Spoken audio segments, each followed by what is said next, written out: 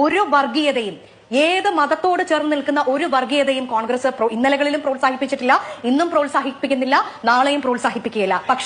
പക്ഷേ മനുഷ്യത്വം എന്ന് പറയുന്ന ഒരു മതം, ആ മതമാണ് നമ്മുടെ മതം, ആ മതമാണ് സ്നേഹം.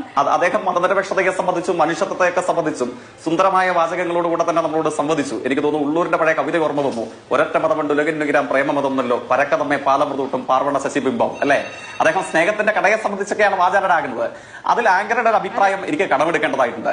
മതനിരപേക്ഷതയും മനുഷ്യത്വത്തെയും മനുഷ്യസ്നേഹത്തെയും ഒക്കെ സംബന്ധിച്ച് നമുക്കെല്ലാവർക്കും പ്രഭാഷണം നടത്താം, നല്ല ലേഖനങ്ങൾ എഴുതാം, ദീർഘമായി സംസാരിക്കാം. മതനിരപേക്ഷതയെ സംബന്ധിച്ച് വർഗീയതയ്ക്ക് വേണ്ടി 4 വോട്ട് അതിന് കീഴടങ്ങരുത് എന്നൊക്കെയുള്ള സംഭാഷണമൊക്കെ കുഴപ്പമില്ല, നല്ല കാര്യമാണ്. പക്ഷേ വർഗീയതയ്ക്കെതിരെയുള്ള മതനിരപേക്ഷ രാഷ്ട്രീയം നമ്മളെല്ലാവരും ഉയർത്തിപ്പിടിക്കണം. കോൺഗ്രസ് നേതാവേ, ഒരു സംശയവുമില്ല. പക്ഷേ ഗോൾവൽക്കറുടെ ചിത്രം കാണുമ്പോൾ മുട്ടിലെറിഞ്ഞ് മൗദൂദിയുടെ മടിയിൽ കിടന്നിട്ടല്ല വർഗീയതയ്ക്കെതിരെ പ്രസംഗിക്കേണ്ടത്, വർഗീയതയ്ക്കെതിരെ പ്രവർത്തിക്കേണ്ടത്. വർഗീയവാദികളായിട്ടുള്ള സകല അലവലാദികൾക്കെതിരെയും അതിശക്തമായ നിലപാട് സ്വീകരിക്കണം, മതനിരപേക്ഷത ഉയർത്തിപ്പിടിക്കണം. മൗദൂദിയുടെ മടിയിൽ കിടന്ന് ഗോൾവൽക്കറുടെ ചിത്രത്തിന് നിലവിളക്ക് കൊളുത്തിയിട്ടാവരുത്. ഈ തെരഞ്ഞെടുപ്പിൽ ഇപ്പൊ നമ്മൾ ഒത്തുചേരുന്ന സമയത്ത് എന്താ കേരളത്തിന്റെ റിയാലിറ്റി? ആങ്കർക്കറിയില്ലേ, തൃശൂർ ജില്ലയിലെ മറ്റത്തൂര് ഇടതുപക്ഷം 10 പേരായിരുന്നു, കോൺഗ്രസ് 8 പേരായിരുന്നു, BJP 4 ഉണ്ടായിരുന്നുള്ളൂ. 4 പേരുള്ള BJPയിൽ 8 പേരുള്ള കോൺഗ്രസ് ചേർന്ന് ഇടതുപക്ഷത്തെ തോൽപ്പിക്കാൻ ഇവർ അങ്ങോട്ടും ഇങ്ങോട്ടും കൈകോർത്തിരിക്കുന്നു. അപ്പൊ നമ്മൾക്കത് ഇവർക്ക് RSSുമായി മാത്രമാണ് ബന്ധമെന്നുള്ളത്. പ്രസംഗം മതനിരപേക്ഷതയെക്കുറിച്ചും കൈകോർക്കുന്നത് വർഗീയവാദിയുമായിട്ടാണ് കേരളത്തിൽ കോൺഗ്രസിന്റെ പണി. അത് മറ്റത്തൊരു മാത്രമാണോ? അവിടെ നിന്ന് കിലോമീറ്ററുകൾക്കപ്പുറം ചൊവ്വന്നൂര് കൈവെട്ട് സംഘത്തിന്റെ കേരളീയ പ്രതീകമായി SDPI ഇടതുപക്ഷത്തിനായിരുന്നു ഭൂരിപക്ഷം.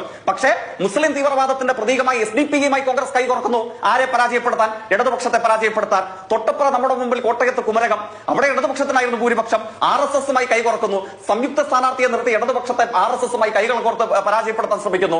സ്നേഹത്തിന്റെ കടയെന്നും മനുഷ്യത്വമെന്നും മനുഷ്യസ്നേഹമെന്നും ഒക്കെ ഗീർവാണം പോലെ പ്രഭാഷണം നടത്താൻ, ലേഖനം എഴുതാൻ എളുപ്പമാണ്. പക്ഷെ ഗ്രാസ് റൂട്ട് ഗ്രൗണ്ട് റിയാലിറ്റി എന്താണ്? നമ്മളുടെ നാട്ടിൽ വേരുകളിലെ വസ്തുത എന്താണ്?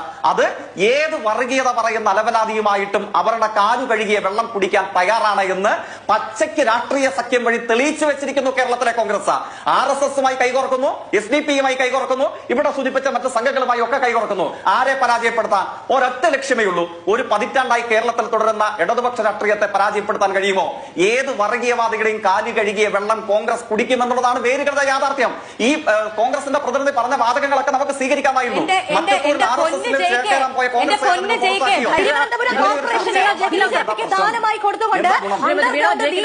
നടത്തിയിട്ട് എന്തും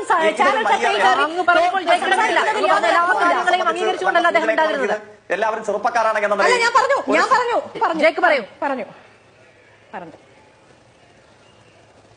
അപ്പം മറ്റത്തൂരിനെ കുറിച്ച് മിണ്ടില്ല, SDPIക്കാരുടെ കാല് പിടിച്ച് ഭരണത്തിൽ വന്ന ചൊവ്വന്നൂരിനെ കുറിച്ച് മിണ്ടില്ല, BJP